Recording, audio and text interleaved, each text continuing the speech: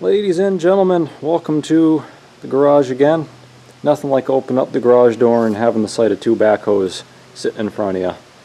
Anyway, doing a little bit of work on the Masio, just putting a new fan belt on it and a one-wire alternator. But the real purpose of this video is to show you how I'm finally getting to work on this old girl. It's a Case 530 CK. I must have made a video or two of this when I first got it this past January or February. And this project took a little longer than expected, so anyway, finally getting around to this. Real nice machine. It's got a Case 188 diesel, and it's got decent tires, well, sort of decent tires. These are possibly a little bit past their prime, but real nice machine. I'm real happy with it. $750, can't complain. Now the reason it was so cheap is the head gasket went on it, the guy replaced it, and then he lost motivation. He couldn't get around to putting on the manifolds and the radiator and the water pump.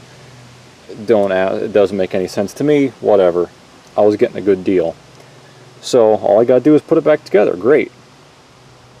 Well, I'm putting it back together, and well, I want to take the valve cover off. So I pull it off and I notice, so I'll move that out of the way. On these Case 188s, I think the 207s are probably the same. There's a bunch of head bolts, of course, and then there's a head stud here and a head stud there that doubles. This is the valve cover hold down stud, but it's also, it widens out there to a head bolt or head stud.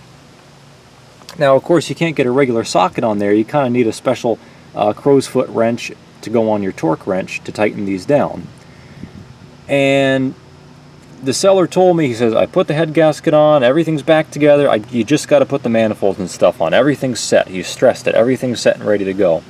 Well, I'm glad that I took the valve cover off, because these two nuts, since you need the special tool, they were left loose, just like that, totally loose. I guess he didn't have the tool, so why bother tightening them? So anyway, so I said, well, I better get the right tool and loosen or tighten those. But you know, while I'm at it, of course the sequence is all messed up since those weren't tightened in the sequence. Let me loosen all the bolts, retighten them in the proper sequence. So I go to loosen all of these bolts, and don't you know, every single one of these head bolts came out with a regular 1/2-inch drive, 6-inch or 8-inch handled socket wrench. No pipe, no bar, no breaker bar, nothing. Just by hand loosened every single one of them. So of course that head gasket wasn't squished properly. None of these were torqued properly. So alright, well, I guess I got to retorque them all, which is what I was going to do anyway. And I said, you know, you never know what's hiding when other people do work for you. You know, you can only trust your work. And there is a 50-50 chance that this guy put that head gasket on the correct way. There's a little water hole that's only on one end of the head gasket, not the other. I'm not taking a 50-50 chance. I'll spend I think it's like 50 or 60 bucks on a new head gasket, because I bet you there's a 50% chance it's on. He could have put it on with his eyes closed, and there's a 50% chance that it's correct. And given the loose head bolts and completely not even tightened head studs, you start to kind of get an idea of who you're dealing with here as a previous owner.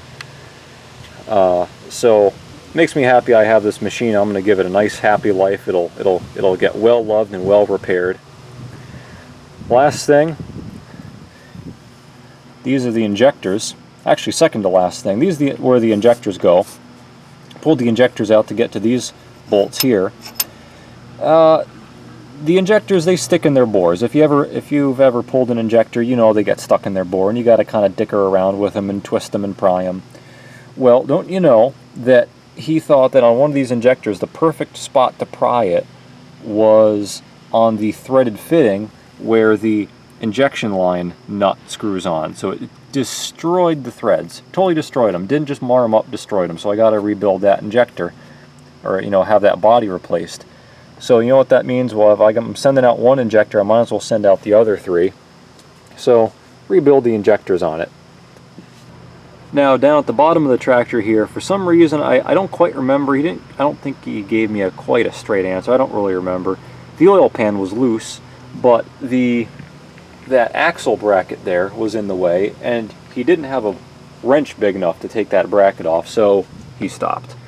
Anyway, I need to put a new oil pan gasket on there. And this is the slippery slope, folks. If you're getting into equipment, if you're not fully delved into it like I am, this is the slippery slope where you really start sliding down. Say, well, the oil pan's off. I gotta, put a new gasket on there. But well, since the pan's off, you can access the bottom of the motor. You might as well do an oil pump. The oil pump's right up there. It's right there. It's mounted on the same studs that the front crankshaft bearing is mounted on, so I might as well put an oil pump in there. While you're at it, might as well put all new rod and main bearings in there, because why not? And so you slide down the slope. Now let me show you one more thing about these 188 diesels. I don't know much about them, but I know a few things. So let me show you the last thing. Let's take a walk over to the workbench. Here is the rocker arm assembly that I took off. Now, very important thing about these case 188 rocker arm hold downs. Oh, firstly, I assume that none of even though he put it back together, I assume none of the push rods, or rather valves, were adjusted properly. But anyway, the rocker arm assembly and valve and rockers and everything, they all get their lubrication from a special bolt. One of the holes for the rocker arm hold down bolts, one of those holes is drilled into an oil passage, and the bolt is a special banjo bolt, like so, and that is what brings the oil from the hole up and then into the rocker arms, or the rocker arm assembly. So you can't put this bolt in any hole. You see, I took it out of here. That's not the correct hole, but that's the hole that I found it in. So if you do that, you're going to ruin your whole valve train, because it will starve of oil. I believe it says in the manual, check your manual, I think it's the last one, closest to the flywheel, is the correct location. But obviously double check that if you're rebuilding your own 188 case motor. So everybody, that about sums it up for now. Gonna do some work on the motor, of course. This is like I said, this is a slippery slope. I'm thinking, well, I'm gonna be pulling the head off. Should I have the valves done? Should I pull the pistons out, do rings and sleeves and stuff? I haven't fully decided yet. It's like $600 for a rebuild kit. It's really not too bad. For this machine, it's worth it. But we'll see what my mood is when I get around to it. That's that. The other thing it's going to need, definitely going to need a seat, and it will need plenty of hydraulic hoses. I probably touched on this before, but I've had hoses that look 10 times better than this explode in my face. So I'm going to be making a really big fitting and hose order, and crimp a bunch of lines for myself for this machine. Oh, one last little thing. If you don't know this, quick little tip. If you have a loader that you want to keep up in the air off the ground, the best way, I think, cut yourself a proper length of angle iron and then zip tie it just like so, and it'll very reliably and safely hold the loader off the ground. So anyway, that's it everybody. Thanks for watching. Quick little update, well, maybe not so quick. This is 10 minutes of me gabbing about the tractor, but hope you have picked up a couple interesting, good to know things about case 188 diesels.